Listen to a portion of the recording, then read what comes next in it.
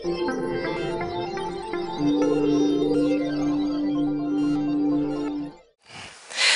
taip, tai laba diena ir tai ir yra mano prezentacija.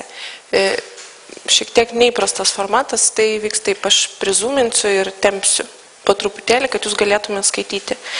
Čia susideda iš to horizontaliai, yra tokia kaip ir įžanga, truputėlį apie mane, truputėlį apie usability, user experience, kodėl to reikia ir kodėl mes iš vis testuojam. Štai čia kampe mes jau būsim apsisprendę, kad mes testuojam ir čia mes pereisim visą procesą. Šitas gabalas yra kaip ir bendras toks metodikų rinkinys. Žemiau yra, kaip mes surasime vartotojus, kuriuos mes testuosime, tada, kur mes tuos vartotojus padėsime ir kaip mes įrašinėsime, jeigu įrašinėsime. Ir čia pabaigoje aš nupiešiau inkarą ir prikabinau pačią esmę, tai yra psichologinius aspektus, žmogiškosius tokius dalykus, kurie daro labai didelį įtaką testavimo rezultatams. Tai pradėsime nuo čia.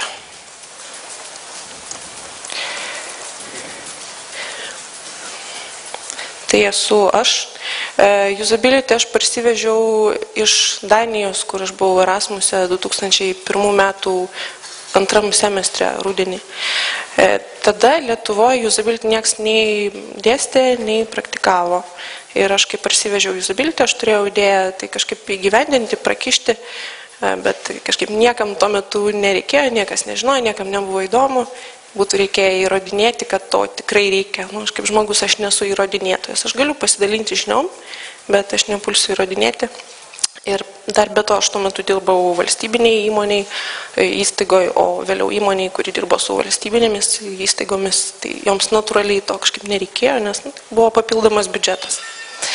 Ir 2004 metais įkritau į Metasaitą, kuriame aš ir išaugau profesionaliai, taip sakant, Metasaitas sudarė man visas sąlygas, aš čia jau 6 metus, labai viskas fainai. Metasaitas atrodo štai taip. Čia yra patalpos. Vienas iš geriausių dalykų, kas yra Metasaite, yra patalpos. Labai geroje miesto vietoje. Ir galim, manau, eiti prie reikalo. Čia yra tas slaidas, kurį matot taip pat ir dešiniai, visą pilnai. Palikau dėl to, kad čia yra daug terminų ir jums gal reikės prisiminti, pasižiūrėti, ką jie reiškia. Čia aš pabandysiu paaiškinti, koks yra skirtumas tarp usability ir user experience.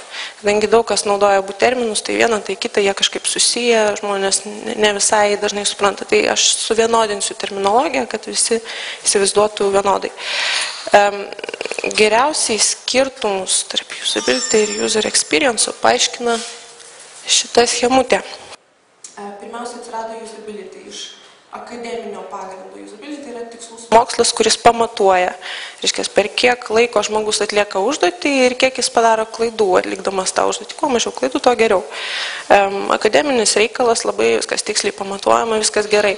Bet tai ne visai tenkino verslo poreikius, nes vis tiek yra verslas, mums reikia žiūrėti šiek tiek plačiau. Ir ten yra žmonės, verslininkai, marketingistai, dizaineriai ir visi kiti. Jiems reikia matyti usability ir per savo prizmę. Ir be to, vis tiek, svetainė gali būti usable, bet user experience'as joje gali būti ir prastas. Tai user experience'as yra toks naudingas plėtinys, apimantis šiek tiek plačiau. Bet kadangi mes pridedam tokius žmogiškus dalykus kaip mintis, jausmai, marketingas, brandingas, estetika, mes gaunam ne visai tokį tikslų mokslą. Tai yra nebetikslus mokslas. Tai yra, kaip matom, subjektyvu, priklausoma nuo konteksto ir maža to.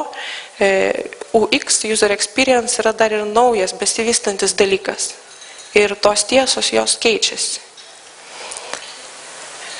Šiek tiek apie mokslas ir praktiniai aspektai.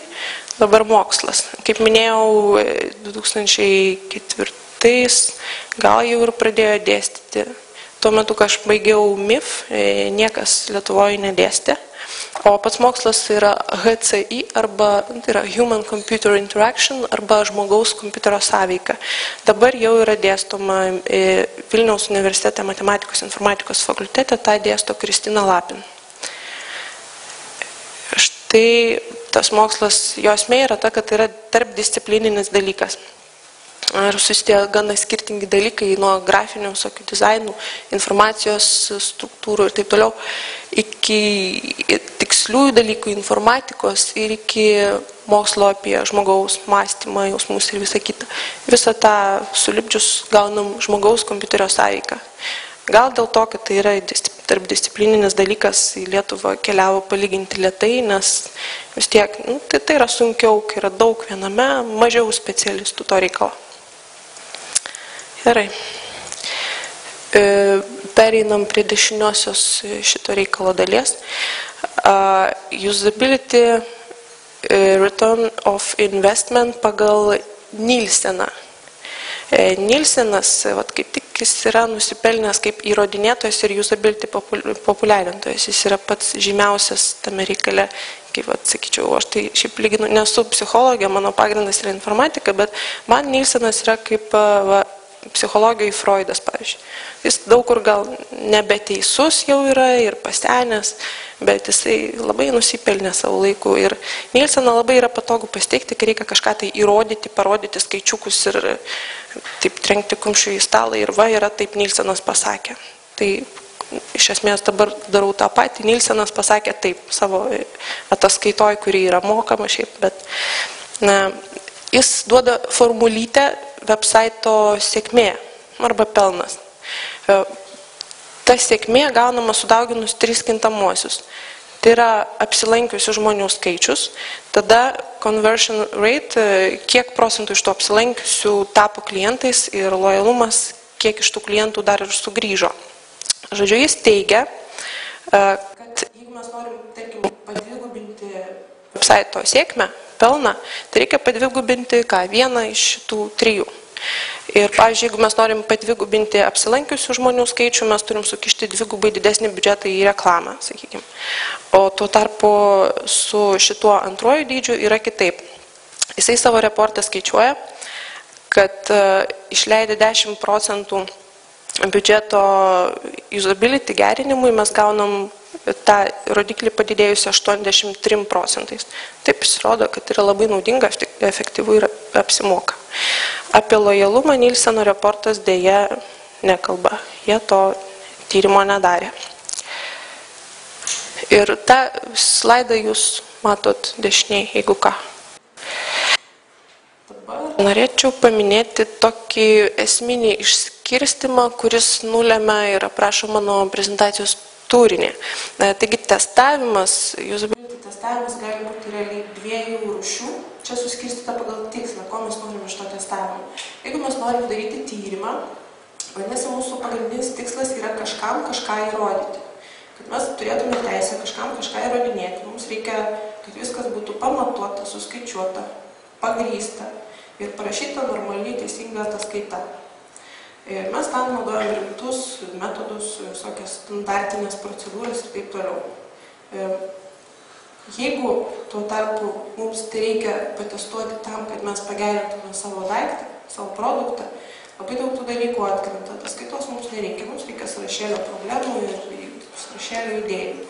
Koncentruosiuos į tai, kaip galima tai padaryti efektyviau negu, tarkim, rimtai ir standartiškai.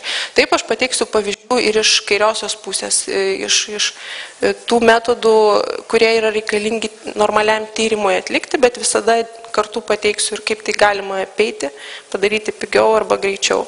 Ir koncentruosiuos daugiau tą dešinę dalį ir su spalvom irgi panašiai. Aš dažniausiai pateiksiu štai čia iš arti, testuojant su vartotojais. Ir tai, aišku, yra pats rimčiausias, pats tikriausias būdas sužinoti. Čia mes gaunam ne vien tik tai kažkokią statistinę analizę, bet mes matom gyvą vartotoją ir mes galim išvelgti jo jausmus, daryti išvadas spėti apie jo motyvus ir panašiai. Suprasti, ką jisai jaučia, ką jisai galvoja. Taigi apie šitą gabaliuką mes dabar ir šnekam ir tai mes ir pabandysim praktiškai šiek tiek vėliau. Taigi testavimas su vartotojais, koks jisai gali būti, iš ko jisai susideda.